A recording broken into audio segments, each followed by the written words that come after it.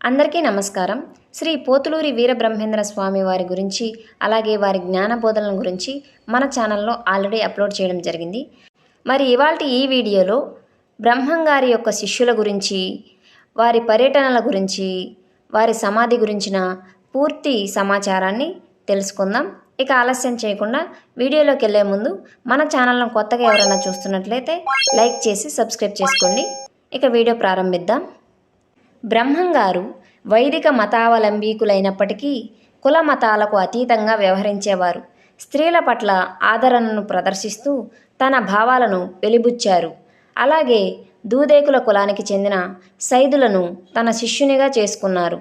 అతను ఉన్నత భావాలను, భక్తి శ్రద్ధలను మెచ్చుకుని తన ప్రియ శిష్యుణ్ణి చేసుకుని అతనికి అనేక ఉన్నత బోధలు చేశారు. అతను జ్ఞానం లభించిన వాడని ప్రశంసించి జ్ఞానం సిద్ధించింది కనుక సిద్ధయ్యగా నామకరణం చేశాడు. సిద్ధ అనే మకుటంతో కొన్ని పద్యాలను ఆసువుగా చెప్పాడు.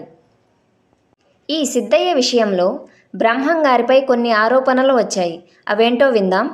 ఒకరోజు బ్రహ్మంగారికి కడప నవాబు నుండి ఒక లేఖ వచ్చింది. అందులో పీర్ సాహెబ్ తన కుమారుడైన సిద్ధయ్యను బ్రహ్మంగారు ప్రలోభపెట్టి హిందువుగా మార్చాడని ఆరోపణ చేసినందువలన విచారణ నిమిత్తం బ్రహ్మంగారిని రమ్మని నవాబు పంపిన ఆదేశం ఉంది. బ్రహ్మంగారు ఒంటరిగా నవాబును కలుసుకునేందుకు బయలుదేరగా సిద్ధయ్య ఇది తనకు సంబంధించిన విషయం గనుక తాను కూడా వెళ్తానని చెప్పి తాను సేవకులతో బయలుదేరాడు. మార్గమధ్యంలో సేవకులకు తెలియకుండా బయలుదేరి ముందుగా కడప చేరుకొని ఊరి బయట బస చేశాడు. అక్కడ అతను ధ్యానం చేస్తూ తన దగ్గరకు అధికంగా వచ్చే మహమ్మదీయ భక్తులకు జ్ఞానబోధ చేస్తూ వారి వేషధారణ మార్చి కాషాయ దుస్తులు, రుద్రాక్షలు, తిలకధారణ చేయిస్తూ వచ్చాడు. ఇది తెలుసుకున్న నవాబు కుపితుడై సిద్ధయ్యను తన వద్దకు రమ్మని ఆదేశం పంపాడు. ఆదేశంపై వచ్చిన సిద్ధయ్య యొక్క నిర్భయత్వానికి నవాబు ఆగ్రహించి, మహమ్మదీయుడివైన నీవు హిందువుని ఆశ్రయించి నీ మతాన్ని అవమానించావు కనుక నీవు శిక్షార్హుడవి. ఇందుకు నీ జవాబేమిటి అని గద్దించాడు. జవాబుగా సిద్ధయ్య చిరునవ్వు నవ్వగా అది చూసి నవాబుకు మరింత ఆగ్రహించి, నీకు మహిమలు తెలుసు కదా, అవి చూపు, లేకుంటే కఠిన శిక్ష వేస్తాను అన్నాడు.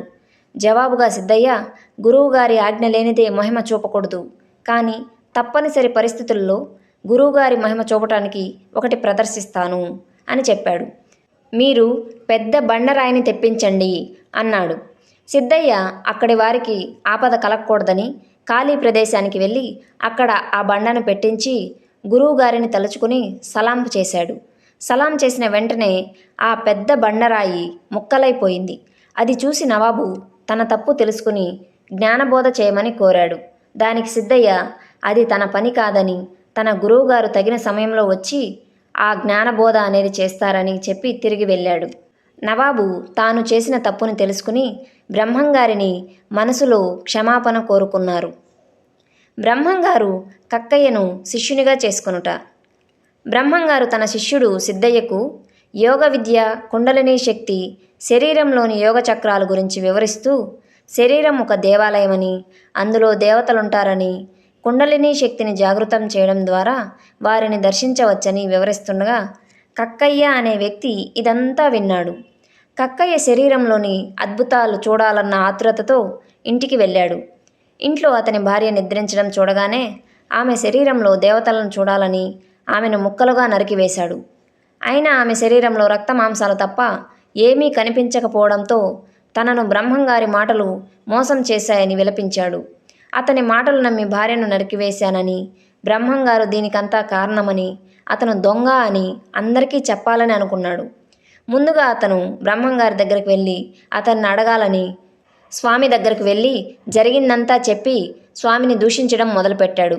బ్రహ్మంగారు కక్కయ్య అజ్ఞానానికి ఆశ్చర్యపడి వెంటనే, కక్క, నేను చెప్పింది అసత్యం కాదు, నేను అసత్యం పలకను, నిదర్శనంగా నీ భార్యను బ్రతికిస్తాను అని చెప్పి అతని వెంట అతని ఇంటికి వెళ్ళి అతని భార్య శరీరంపై మంత్రజలం చల్లగానే ఆమె నిద్ర నుంచి మేలుకున్నట్లుగా లేచి కూర్చుంది. కక్కయ్య బ్రహ్మంగారి మహిమ తెలుసుకుని అతన్ని మన్నించమని పలు విధాలా వేడుకుని తనని శిష్యుడిగా చేర్చుకోమని తన వెంట నడుస్తానని బ్రహ్మంగారిని వేడుకున్నాడు. బ్రహ్మంగారు ఎవరూ నన్ను పూజించవద్దు, నా శిష్యులెవరూ నన్ను పూజించరు, దేవుణ్ణి అన్వేషిస్తారు. అదే అందరికీ ఆమోదయోగ్యము. నువ్వు కూడా అదే పని చెయ్యి అని చెప్పి తిరిగి వెళ్ళారు. కొంతకాలం తర్వాత అతను తిరిగి దేశాటనకు బయలుదేరాడు. అతను ముందుగా విజయవాడ కనకదుర్గమ్మను దర్శించి రాజమండ్రి, వరంగల్లో పర్యటించి హైదరాబాదుకు చేరాడు. హైదరాబాదు పర్యటనలో గోల్కొండ నవాబు బ్రహ్మంగారి గురించి తెలుసుకొని అతని కొరకు కబురు పంపగా బ్రహ్మంగారు నవాబు వద్దకు వెళ్ళారు. ముందుగా నవాబు అతనితో, మీరు జ్ఞాని అయినా దైవాంశ సంభూతుడుగా నమ్మలేనని, ఏదైనా మహిమ చూపితే విశ్వసించగలనని పలికాడు. బ్రహ్మంగారు వెంటనే ఒక గిన్నెలో నీళ్లు తెప్పించమని కోరాడు. సేవకుడు తీసుకువచ్చిన నీటితో దీపం వెలిగించాడు. అది చూసిన నవాబు విశ్వాసం కుదిరిందని జ్ఞానబోధ చేయమని కోరాడు. నవాబు కోరికపై బ్రహ్మంగారు జ్ఞానబోధ చేశారు. బ్రహ్మంగారు హైదరాబాదులో కొంతకాలం ఉండి తిరుగు ప్రయాణానికి సిద్ధమయ్యారు. శిష్య బృందంతో రోజంతా ప్రయాణించి అలసిపోయి ఒక ప్రదేశంలో విశ్రమించారు. అతను తన శిష్యుడైన వెంకటయ్యను ఉద్దేశించి కొంత సమయంలో ఒక అద్భుతం జరగబోతుంది అని యథాప్రకారం సంభాషించసాగాడు. అక్కడికి కొంత దూరంలో ఏవో మాటలు వినిపించగా అది ఏమిటో తెలుసుకుని వద్దాం రమ్మని శిష్యులతో అక్కడికి వెళ్ళగా అక్కడ ఒక బ్రాహ్మణ స్త్రీ కుష్టి వ్యాధిగ్రస్తుడైన తన భర్త శరీరాన్ని ఒడిలో పెట్టుకుని రోదిస్తూ కనపడింది. బ్రహ్మంగారు ఆమెనడిగి వ్యాధి వివరాలు కనుక్కొని ఆ స్త్రీకి ఊరట కలిగిస్తూ, మీ గత జన్మ పాపం వలన ఇది సంక్రమించింది, నేను మీకు పాప విముక్తి చేస్తానని చెప్పి బ్రాహ్మణ యువకుని చేతితో తడిమాడు. వెంటనే అతనికి వ్యాధి మాయమైంది. వారు అతనిని కొనియాడి తమ ఊరికి వచ్చి జ్ఞానబోధ చేయమని కోరగా అతను తగిన సమయం వచ్చినప్పుడు వస్తానని వారిని పంపివేశారు.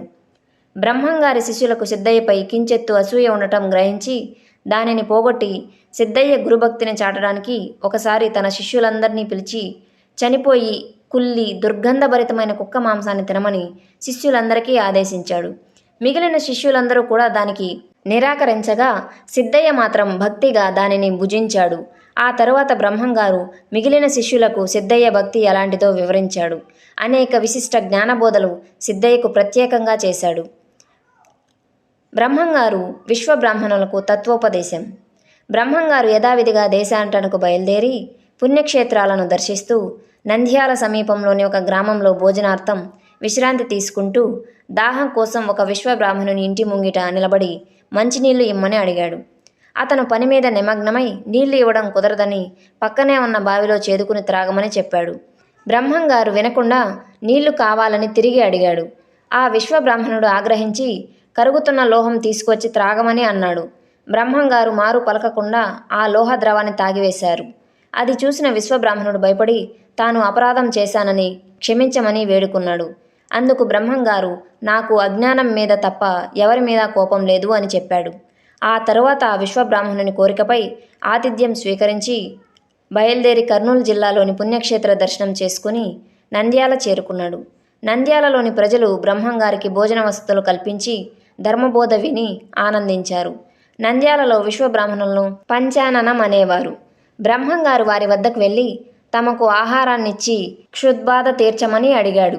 వారు అతనిని ఎంత అన్నం అవసరమవుతుందని పరిహసించారు. బదులుగా బ్రహ్మంగారు, మాకెంత అవసరములే, మా కడుపు నిండినంత చాలు అన్నారు.